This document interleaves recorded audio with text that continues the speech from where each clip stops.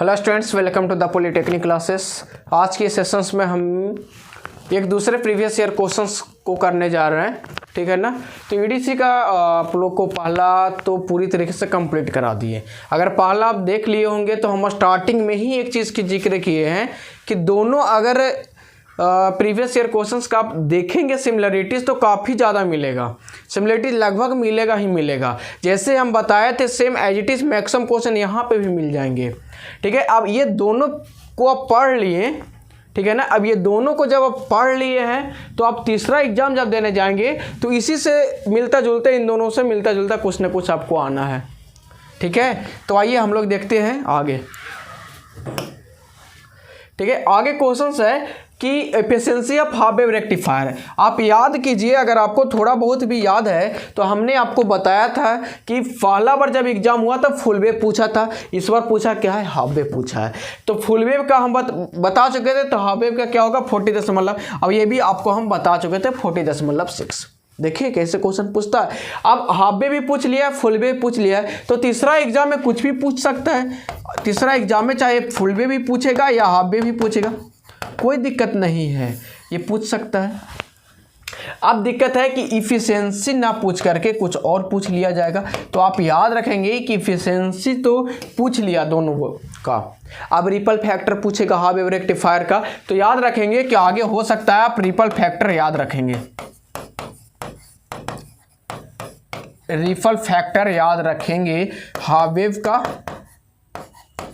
और full wave rectifier का। ये हम बताएंगे नहीं, ये आपका HW हम देंगे, क्योंकि आप जब तक खुद से नहीं हम बता देंगे हो सकता भूल जाइएगा, इसलिए आप खुद से देख करके जाइएगा। ये क्वेश्चंस में भी आपके एग्जाम में आने की चांसेस है, क्योंकि आपके दो एग्जाम में दोनों एफिशिएंसी से क्वेश्चन आ गया, तो ये तो VVI है, ये तो स्टार मार्क्स रहेगा ही रहेगा। लेकिन इसके साथ ही नया क्वेश्चन क्या आ सकता है, तो आपको रिपल फैक्टर से आ सकता है, ठीक है। या फिर जो आगे क्वेश्चन आ सकता है डायोड से क्वेश्चन आ सकता है कि हाफ वेव रेक्टिफायर में कितने डायोड लगाते हैं और फुल वेव रेक्टिफायर में कितने डायोड लगाते हैं। ये भी आपके लिए HW से क्वेश्चंस है, HW है कि कितने डायोड हम लगाते हैं। हम इसलिए नहीं बता रहे हैं ताकि आप ध्यान नहीं दीजिएगा, बस हम इतना बता रहे हैं कि ये क्वेश्चंस आपके आने की संभावना है। ये कब बताएंगे, तो क्वेश्चंस आपका हमें मिल जाएगा, एग्जाम हॉल से निकल जाइएगा आप लोग, उस टाइम बोलेंगे कि हमने कहा था ना ये क्वेश्चन आना है, ठीक है। तो अभी आपका काम है कि आप काम करेंगे, क्योंकि हमने तो पढ़ाया है कि फुल वेव रेक्टिफायर में कितने डायोड लगा करके बनाए हैं, हाफ वेव रेक्टिफायर में कितने डायोड लगाए हैं, ठीक है। ये याद रखिएगा, ये दोनों में भी आ सकता है। ऐसे अगर नोट्स आप पढ़ लेंगे तो कोई क्वेश्चन छूटेगा ही नहीं। चलिए आगे हम लोग चलते हैं। आगे क्वेश्चन है, देखिए कि P type semiconductor dot impurity atom is added to a intrinsic semiconductor. अभी पी टाइप के लिए पूछा है, तो आपको हम बताए थे कि अगर पी टाइप हो तो इसको क्या बोलते हैं, ट्राईवैलेंट, पेंटावैलेंट, टेट्रा तो होगा नहीं, ठीक है। यही दो हो सकता है, तो इसको बोलते हैं हम लोग ट्राईवैलेंट, ठीक है। और अगर एन टाइप रहेगा तो शर्त इसको बोलेंगे पेंटावैलेंट, क्लियर है। आपसे पूछा है पी टाइप के लिए ट्राईवैलेंट, क्लियर है। अगला एग्जाम के लिए इंपॉर्टेंट रखेंगे, अगला एग्जाम के लिए ये इंपॉर्टेंट है, क्लियर है। यही सब क्वेश्चन पूछा जाता है, पी टाइप के लिए पूछ लिया, अगला एग्जाम को एन टाइप के लिए रहेगा, ठीक है। तो करके जाएंगे, ठीक है। और majority charge carrier, minority charge carrier, ये सब ट्रांजिस्टर के बता ही दिए हैं, ठीक है। आगे हम लोग चलते हैं। आगे क्वेश्चंस है ट्रैक से। अब इससे पहला जो हम लिए थे वीडियो, जब आप लोग को हम बताए थे पहला PYQ का, वहाँ पे ट्रैक के बारे में जिक्र किए थे। वहाँ पे SCR आपसे पूछा गया था कि SCR यूनिडायरेक्शनल, क्वेश्चन में पूछा था कि which of the following is a unidirectional, ऐसा पूछा था आपसे, पूछा था ना, बताइए। लेकिन यहाँ पे क्या पूछ लिया कि ट्रैक क्या है, वहाँ पे आंसर SCR था। वहाँ पे हमने बताया था कि ट्रैक और डायरेक्ट दोनों बाई डायरेक्शनल है, जबकि SCR यूनिडायरेक्शनल है। देखिए यहाँ पे क्वेश्चन आ गया कि ट्रैक क्या है, यूनिडायरेक्शनल है, नहीं, मैकेनिकल नहीं, बाई डायरेक्शनल सही है, क्लियर है। तो अब यहाँ से यही चीज़ होता है कि कैसा स्विच है, तो आप याद रखिएगा डायैक और ट्रैक क्या है, ये बाई डायरेक्शनल है, ठीक है। और ACR आपका क्या है, यूनि डायरेक्शनल है।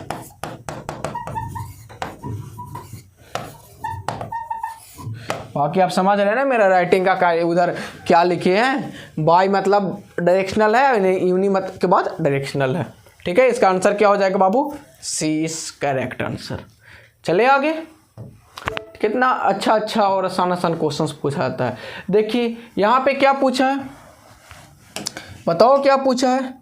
देखो कितना आसान है कि ideal reverse bias PN junction resistance. अब पीएन जंक्शन कैसा है, रिवर्स है। पीएन जंक्शन रिवर्स बायस में क्या करता है, इंक्रीज करता है, इंक्रीज मतलब ये ज़्यादा रहता है। अब पूछा क्या है, आइडियल। आइडियल के मतलब होता है जीरो, नहीं तो क्या होता है, इनफाइनाइट। इंक्रीज क्या करेगा, जीरो तो घटेगा ना, तो ये इंक्रीज के साथ आइडियल में क्या लग जाएगा, इनफाइनाइट। इनफाइनाइट फॉरवर्ड रहता तो ये अगला याद रखेगा कि आपसे पूछेगा फॉरवर्ड बायस यानी FB। FB में क्या होगा, FB में होगा जीरो। जीरो किसके लिए, फॉर आइडियल के लिए, फॉर आइडियल केस के लिए, बहुत बड़ा लिख रहा है, ठीक है ना, आइडियल के लिए, ठीक है। फॉरवर्ड बायस में जीरो पीएन जंक्शंस के रेसिस्टेंस होगा किसके लिए, आइडियल के लिए, और नहीं तो वेरी लो, क्या होगा, वेरी लो रेसिस्टेंस प्रैक्टिकल के लिए। क्लियर है। बैरियर पोटेंशियल से क्वेश्चन आया था, तो बैरियर पोटेंशियल क्या होता है, 0.7 वोल्ट, तो ये बता ही चुके थे, तो यहाँ पे इनफाइनाइट हो जाएगा ये।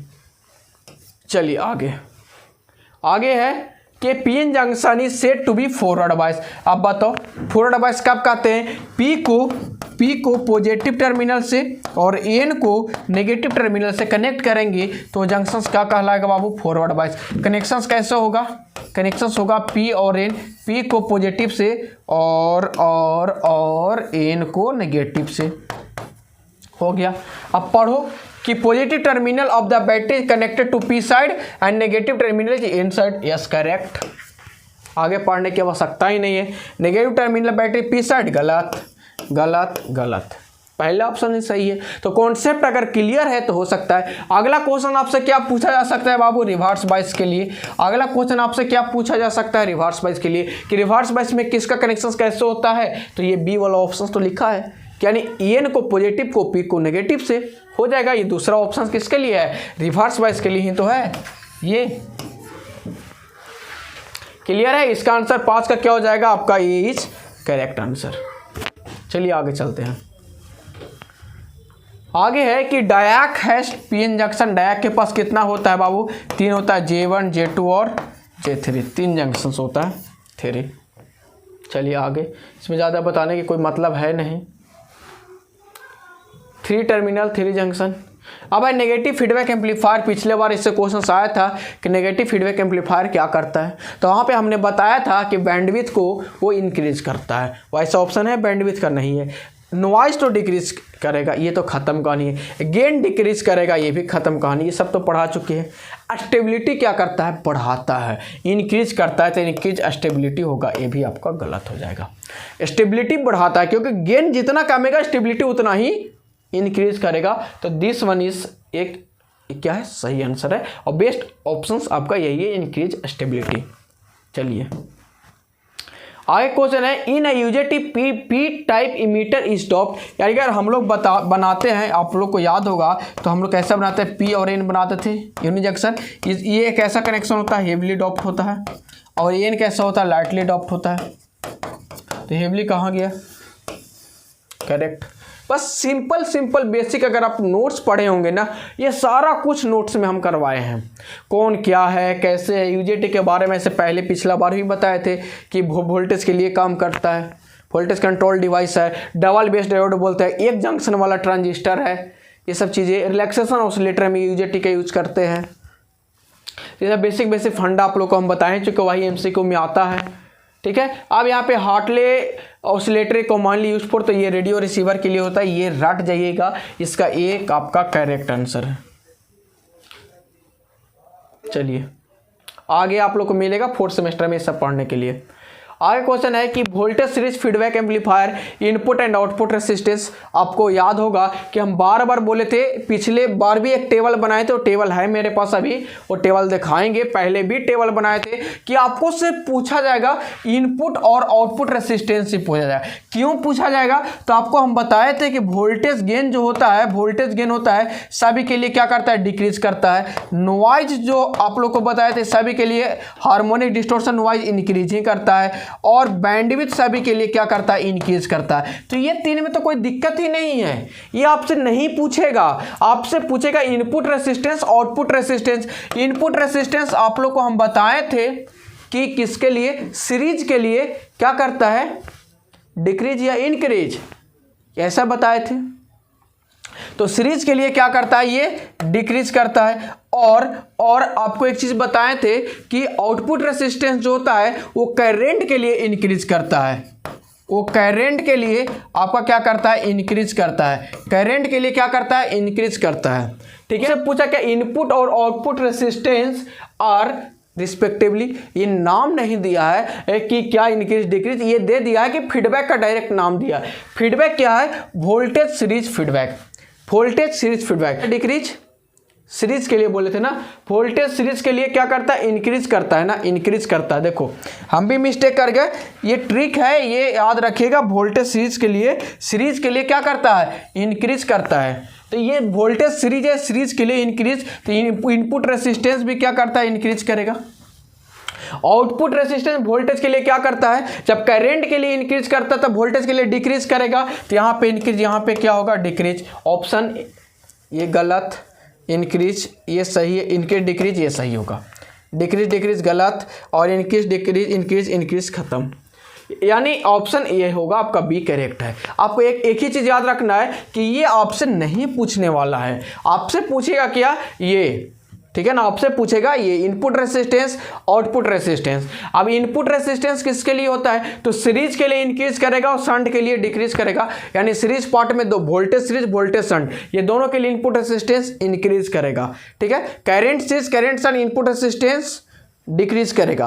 अब जैसे ही आउटपुट रेसिस्टेंस पे आते हैं तो आउटपुट रेसिस्टेंस में करंट का पार्ट इंक्रीज कर जाता है, यानी करंट सीरीज हो या करंट शंट हो, आउटपुट रेसिस्टेंस इंक्रीज करेगा।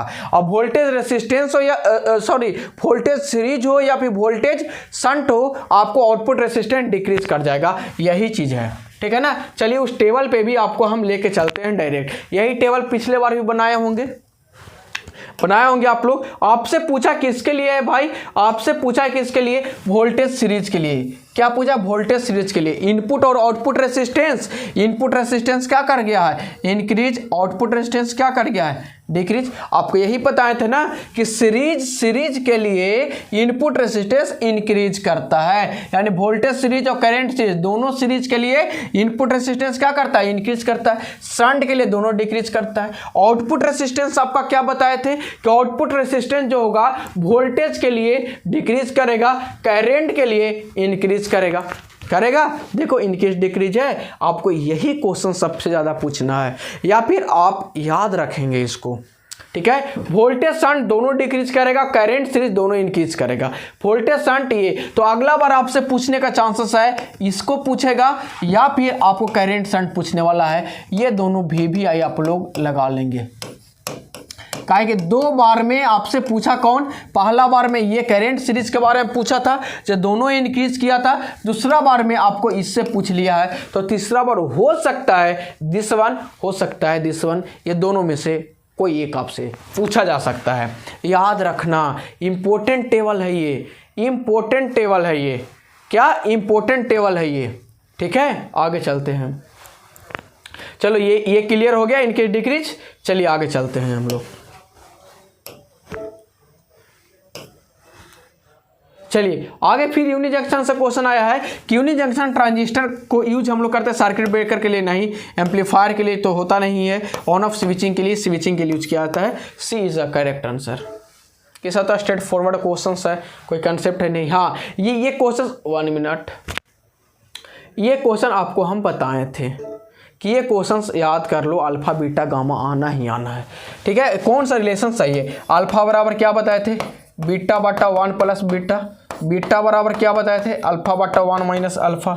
देखो है अल्फा बराबर बीटा बटा 1 प्लस, सही है। अल्फा बराबर गलत है, बीटा बराबर अल्फा बटा गलत है, यानी ये सही है। ये रिलेशन से याद करके रखना, एमसीक्यू, सब्जेक्टिव, न्यूमेरिकल कहीं भी पूछा जा सकता है। This one is the very very important. आए क्वेश्चन है, अब देखो वहां से पूछा था सीएलसी के बारे में, यहां पूछ लिया एलसी फिल्टर के बारे में। अब एलसी फिल्टर में क्या पूछा है, रिपल फैक्टर, कि रिपल फैक्टर क्या होता है। तो अगर एलसी फिल्टर की हम लोग बात करते हैं तो एक इंडक्टर एक कैपेसिटर, यानी एक इंडक्टर और एक कैपेसिटर, ठीक है, या एलसी, और ये क्या हो जाएगा आपको आरएल लोड हो जाएगा, ये होगा ना एलसी फिल्टर। यहां से अब हम चाहेंगे तो इनपुट प्रोवाइड करेंगे, ठीक है, जो भी है साइनसॉइडल प्रोवाइड कीजिए। तो क्या होता है रिपल फैक्टर, यानी यहाँ पे रिपल फैक्टर आपको बताना फाइनली आउटपुट पे ही, ये वाला क्या है आउटपुट पार्ट है आपको।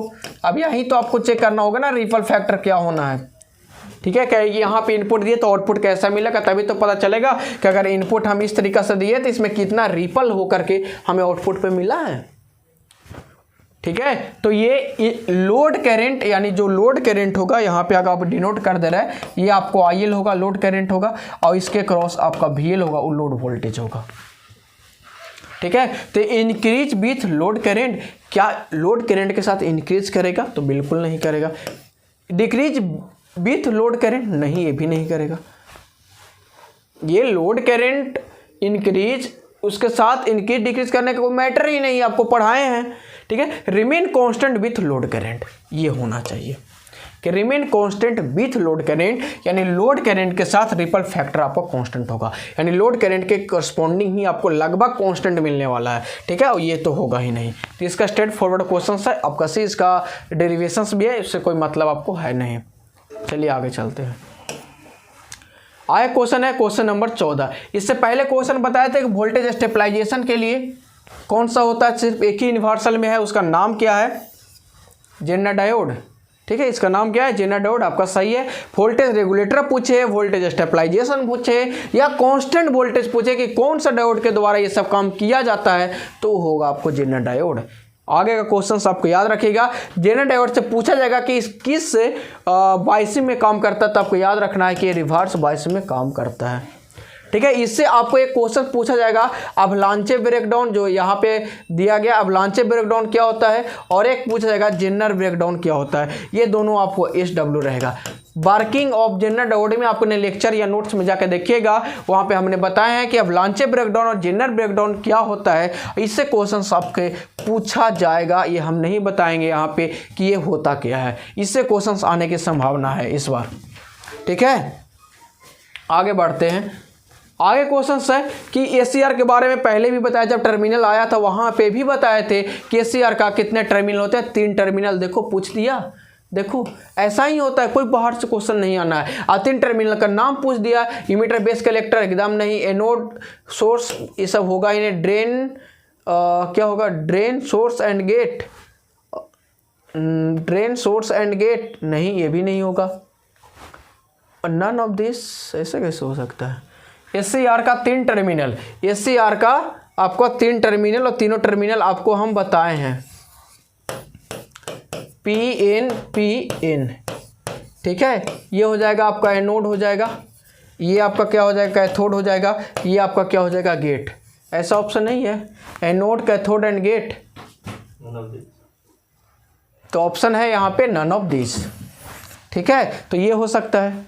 तो आपको ये नहीं अपने कॉन्सेप्ट पे भरोसा रखना है कि एनोड कैथोड और गेट है कि नहीं है। तो यहाँ पे ऑप्शन में एनोड है, गेट है, लेकिन कैथोड यहाँ नहीं है, नहीं है ना।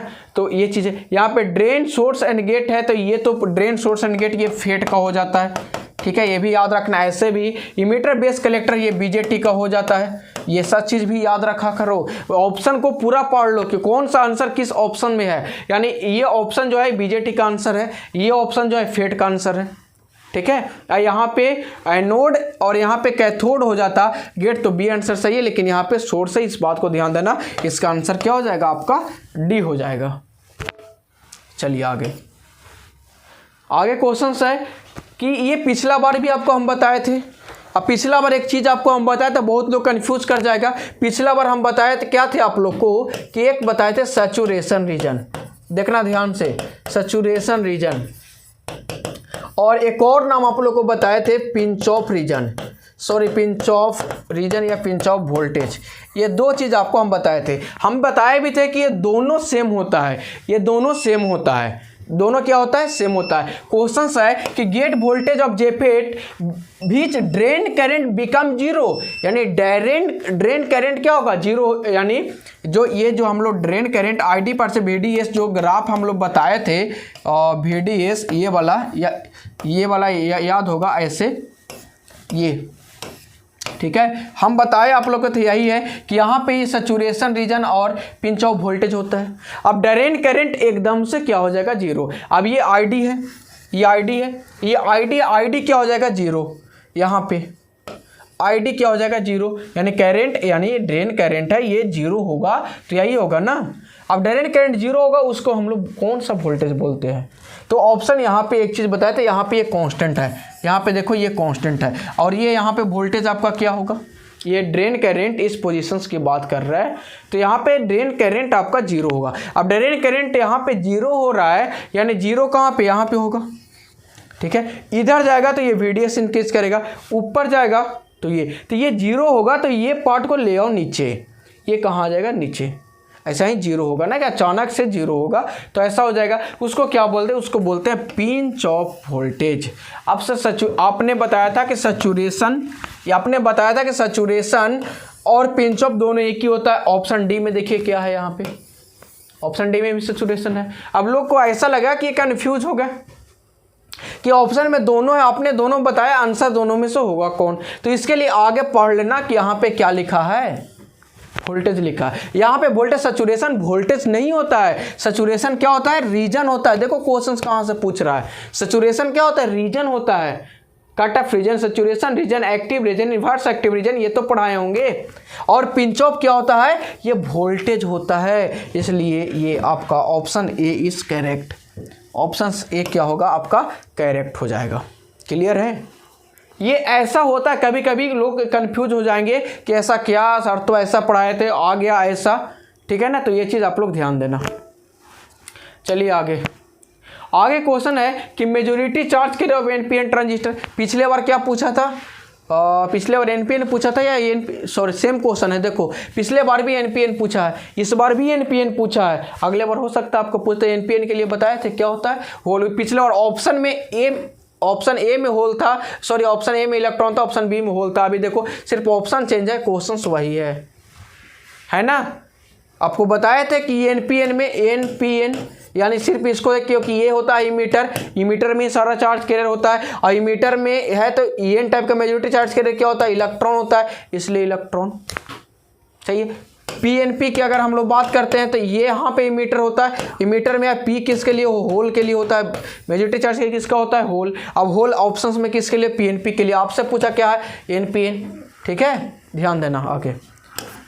आगे क्वेश्चन है कि अगर मॉस कैपेसिटर आप लोग को अगर पढ़ाया जाएगा, मॉस कैपेसिटर या मॉस आईसी या मॉस डिजिटल आईसी, ये थोड़ा सा हाई लेवल एडवांस इलेक्ट्रॉनिक्स का टॉपिक है। आपको EDC पढ़ना है, बेसिक पढ़ना था, एडवांस इलेक्ट्रॉनिक्स नहीं पढ़ना था। अब देखो कभी कभी क्या होता है, MCQ में थोड़ा सा एडवांस लेवल का क्वेश्चन आ जाता है, ये आपको पढ़ना नहीं है, ठीक है। अब तो होता क्या है कि मॉसफेट में आपको दोनों चीज़ पढ़ाई, इन्हांसमेंट मोड और डिप्लेशन मोड ही पढ़ाए होंगे। लेकिन जैसे ही एडवांस टेक्नोलॉजी में ज़्यादा, जैसे कि हम लोग VLSI वगैरह चिप वगैरह बनाते हैं, मेमोरी चिप वगैरह आप लोग जानते ही होंगे, तो वहाँ पे मोस्ट डिजिटल आईसी मतलब इंटीग्रेटेड सर्किट होता है, जो हम लोग को मेमोरी चिप वगैरह, माइक्रो प्रोसेसर वगैरह अगले सेमेस्टर में ये सब पढ़ने को मिलेगा, ठीक है। तो ये जब हम लोग बनाते हैं तो किस मॉसफेट का जो हम लोग यूज करते हैं, कौन सी मॉसफेट यूज करते हैं, तो याद रखना इन्हांसमेंट मॉसफेट हम यूज करते हैं, डिप्लेशन यूज नहीं करते हैं, ठीक है। ये याद रखिएगा, ये थोड़ा सा एडवांस लेवल का टॉपिक था। तो आपको इन्हांसमेंट मोड कैसे होता है ये सभी रीजन है, लेकिन यहाँ बताने का कोई मतलब बनता नहीं है। चलिए आगे क्वेश्चन है, क्वेश्चन नंबर है 19। क्वेश्चन नंबर 19 है, ये चीज़ हम पढ़ा रहे होंगे आप लोग को कहाँ पे, ट्रांजिस्टर में जब रिवर्स वाइज पढ़ा रहे होंगे तो कहीं पे ऐसा ज़रूर बताए होंगे कि हर एक 10 सेंटीग्रेड पे रिवर्स सैचुरेशन करंट या लीकेज करंट जो होता है लगभग डबल हो जाता है, यानी लगभग डबल हो जाता है, तो increase by 2 times, increase by 2 times. ये चीज़ आप लोग को बताए होंगे कि लीकेज करंट जो होता है हर एक 10 सेंटीग्रेड पे लीकेज करंट दुगना हो जाता है, लगभग डबल हो जाता है। अगर लीकेज करंट 1 मिली एम्पियर है तो ये दुगना हो जाएगा, ठीक है। कैसे? मिली एम्पियर में लीकेज करंट होता नहीं, माइक्रो एम्पियर में होता है, एग्जाम्पल में बताए हैं, ठीक है। इसका आंसर आपका सी हो जाएगा। आगे लास्ट क्वेश्चन है,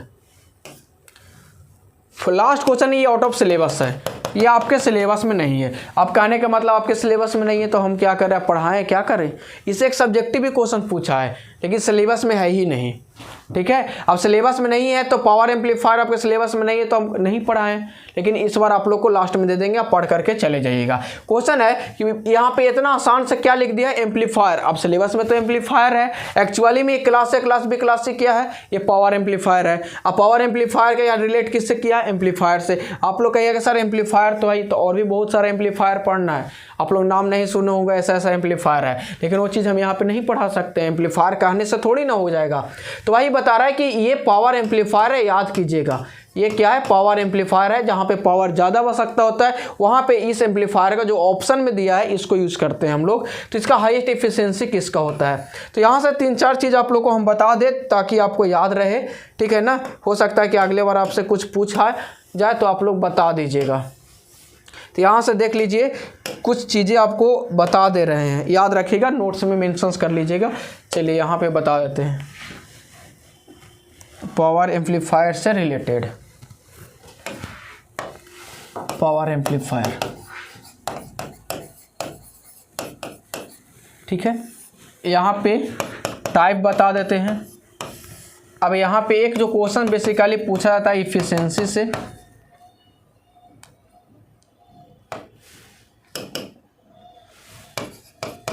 और एक जो पूछा जाता है डिस्टॉर्शन से। बेसिकली यही 2 क्वेश्चन इससे पूछा जाता है, डिस्टॉर्शन, TOR लिखा है, ठीक है। बेसिकली यहाँ से 2 क्वेश्चन पूछा जाएगा। टाइप में कौन होता है, class A, class B, class AB और आपका क्लास C। ऐसे क्लास D भी होता है, क्लास E होता है, क्लास F होता है। तो ये सब आपको पढ़ने की ज़्यादा ज़रूरत है नहीं, ठीक है। अब इसमें जो क्वेश्चंस पूछा जाता है कि इफिशिएंसी, सबसे ज़्यादा इफिशिएंसी किसका होता है, तो क्लास ए का 2 इफिशिएंसी होता है, ठीक है ना, याद रखिएगा। क्लास ए का 2 इफिशिएंसी होता है, एक डायरेक्ट कपल्ड जो होता है वो 25% इफिशिएंसी होता है, और एक ट्रांसफार्मर कपल्ड, जब ट्रांसफार्मर ऐड करते हैं तो इसका इफिशिएंसी 50% हो जाता है। तो याद रखिएगा कि क्लास ए पावर एम्पलीफायर का इफिशिएंसी अगर डायरेक्ट कपलिंग है, जिसको हम डायरेक्ट कपलिंग को RC कपलिंग बोलते हैं, ये आप लोगों को सिलेबस में था नहीं कपलिंग पढ़ाना, तो वहाँ पर ट्रांसफार्मर कपलिंग होता है, RC कपलिंग होता है, ठीक है, और एक डायरेक्ट कपलिंग होता है। तो RC कपलिंग हो या फिर डायरेक्ट कपलिंग हो, ऐसे RC लिख दे तो ज़्यादा बेहतर होगा आपके लिए, याद रखिएगा। RC कपलिंग, ठीक है ना। RC कपलिंग अगर रहेगा, RC मतलब रेसिस्टर कैपेसिटर मिला के कपल किया रहेगा तो 25%, और ट्रांसफार्मर उसी जगह पे रहेगा तो क्लास ए क्या देगा आपको 50%, और क्लास बी पावर एम्पलीफायर देता है 78.5%, ठीक है। और क्लास ए बी जो होता है ये दोनों के बीच में देता है, क्योंकि क्लास ए और बी है, ये का देखिए 50 है और बी का क्या है 78 है। अब इन दोनों के बीच में कौन देता है, क्लास ए बी, लेकिन ऐसे 60% आप लोग अप्रॉक्सीमेट में याद रखिएगा, ठीक है ना, अप्रॉक्सीमेट में 60% याद रखिएगा। क्लास सी जो होता है अप्रॉक्सीमेट 90% होता है, ठीक है ना, ये अप्रॉक्सीमेट 90% होता है। क्लास डी 95 होता है, क्लास सी आगे जितना चलेंगे वो होगा, ठीक है। अब उसके बाद डिस्टॉर्शन होता है, तो डिस्टॉर्शन में याद रखिएगा कि इफिशिएंसी के इन्वर्सली प्रोपोर्शनल होगा, यानी efficiency is inversely proportional to distortion. कहने का मतलब क्या हुआ सर, जिसका इफिशिएंसी जितना कम उसका डिस्टॉर्शन क्या होगा, डायरेक्टली प्रोपोर्शनल हो जाएगा ना जी। फिर देखो डायरेक्टली प्रोपोर्शनल हो जाएगी, इसका इफिशिएंसी जितना कम उतना ही आपको डिस्टॉर्शन भी कम हो जाएगा, ठीक है ना। ये हो जाएगा डायरेक्टली पर इन्वर्सली नहीं, डायरेक्टली प्रोपोर्शनल हो जाएगा डिस्टॉर्शन, याद रखना, ठीक है। जिसका इफिशिएंसी जितना कम उसका डिस्टॉर्शन उतना ही कम होगा। तो सबसे कम डिस्टॉर्शन इसका होता है और सबसे ज़्यादा डिस्टॉर्शन जो होता है इसका होता है। हाई, यानी इफिशिएंसी जितना ज़्यादा होगा, बाकी आप इसके इस मैनर में देख लीजिएगा। अगर डिस्टॉर्शन की बात करेगा तो क्लास ए के सबसे कम होता है और क्लास सी का इफिशिएंसी ज़्यादा होता है, जिसके वजह से डिस्टॉर्शन भी ज़्यादा होता है। तो ऑप्शन के अनुसार क्लास सी पावर एम्पलीफायर में यहाँ पे जो दिया है कि सबसे ज़्यादा इफिशिएंसी किसका होता है, तो सबसे ज़्यादा इफिशिएंसी क्लास सी का होता है। ऑप्शन में क्वेश्चन ऐसा रहता है कि सबसे ज़्यादा डिस्टॉर्शन किसका होता है, ऐसा भी क्वेश्चन आ सकता है कि डिस्टॉर्शन, तो भी आंसर क्या होता है, क्लास सी ही होता है। तो इसका पूरा वीडियो एक आप लोग को हम प्रोवाइड करवा देंगे और उससे आप लोग पढ़ लीजिएगा, पूरा का पूरा क्लियर हो जाएगा, ठीक है ना। इससे एक क्वेश्चन और क्या पूछता है, एक चीज़ और आप लोग को क्लियर कर दे कि इससे एक क्वेश्चन और पूछता है कि टोटल इनपुट का कितना ये पास कर पाता है। तो जैसे कि कोई भी साइकिल हम यहाँ पे इनपुट में देंगे, एसी सिग्नल ही देंगे ना, पावर एम्पलीफायर है, तो ये होता है 360 डिग्री, ठीक है। 360 डिग्री में ये पूरा का पूरा साइकिल कहाँ कौन प्रोवाइड करता है, कोई फुल कोई हाफ साइकिल। तो आपको बता दे कि यहाँ पे क्लास ए में फुल साइकिल यहाँ पे मिलता है, यानी फुल साइकिल आउटपुट पे मिलेगा, आउटपुट पे बात कर रहे हैं, जबकि क्लास बी में हाफ मिलेगा, हाफ मिलेगा, ठीक है। और क्लास ए बी में क्या होगा, 360 से कम और 180 से ज़्यादा, क्योंकि अगर हम देखते हैं कि ये क्या होता है 180 होता है और ए बी क्या होता है 180 होता है, और क्लास ए बी है तो क्लास बी को अगर आप ध्यान से यहाँ पे देख रहे होंगे, क्लास बी क्या है, हाफ है, यानी फुल मतलब 360 डिग्री, हाफ मतलब 180 डिग्री।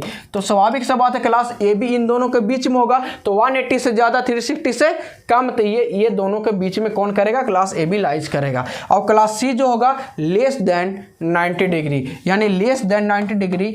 अब यहीं से पता चलता है कि डिस्टॉर्शन कैसे होता है, लेस देन 90 डिग्री। अब डिस्टॉर्शन देखिएगा कैसे होता है, 90 डिग्री होगा तो कितना होगा, यहाँ से अगर बात करेंगे इतना, ऐसे 90 डिग्री आप लोग पढ़े होंगे, ये 90 डिग्री होता है मैथ में, लेकिन वो नहीं पढ़ना कि 90, कहने का मतलब है कि टोटल साइकिल का कितना परसेंट पार्ट आउटपुट में मिलेगा, तो यहाँ पे आउटपुट पे इतना ही मिलेगा। आउटपुट पे इनपुट आप कितना देंगे, इनपुट ये देंगे, इनपुट में ये देंगे तो आउटपुट में इतना मिलेगा, और इसके बाकी के जगह पे क्या होगा, बाकी के जगह पे डॉट डॉट डॉट हो जाएगा, ये 360 हो गया।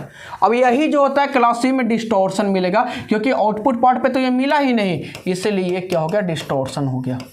अब ये क्या होगा, डिस्टॉर्शन हो गया। जब ये डिस्टॉर्शन हो गया तो ये इतना सा के पास करने के लिए हमें पावर कितना लगा, बहुत कम, इसलिए इसका इफिशिएंसी जो होता है ज़्यादा हो जाता है। इफिशिएंसी जो इसका होता है वो क्या होता है, ज़्यादा हो जाता है, कि बहुत कम और कम पावर में और जल्दी से रिजल्ट मिल गया, ठीक है। तो यही सब कारण है कि इसका ये होता है। तो ये याद रखिएगा कि यहाँ पे साइकिल के लिए भी कि कितना साइकिल आउटपुट पे हमें मिल पाता है, ठीक है। तो ये पावर एम्पलीफायर कुछ कंसेप्ट था, ज़्यादा तो नहीं बता पाए, लेकिन इतना है, इतना आप लोग ध्यान में रखेंगे।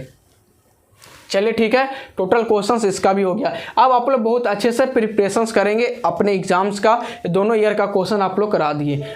अगला होगा, अगला ईयर का आएगा तो अगले ईयर का क्वेश्चंस आप लोग को करा दिया जाएगा। फिलहाल अभी 2 ईयर का आप लोग को करा दिया गया है। और यहीं से मिलता जुलता आपको बता दे कि MCQ कितना आएगा, तो याद रखिएगा MCQ यहाँ से जो आना है आप लोग को वो ध्यान रहे। दोनों ईयर MCQ अच्छे से अगर कवर करके जाएंगे तो आप याद रखिएगा 15 प्लस MCQ ये 2 ईयर से आएगा। सेम आएगा नहीं, हम MCQ करा रहे थे, उसके बाद कुछ क्वेश्चन बता रहे थे कि आगे आने वाला चांसेस ये, तो 50 प्लस MCQ यही 2 ईयर से आना है। एक्स्ट्रा बस 5 आएगा, 5 4 3 2 1 आएगा नहीं तो वो भी नहीं आ सकता है। बहुत आएगा तो 5, बहुत आएगा तो 5 आएगा, ठीक है। तो ये दोनों आप लोग कवर करके जाएंगे।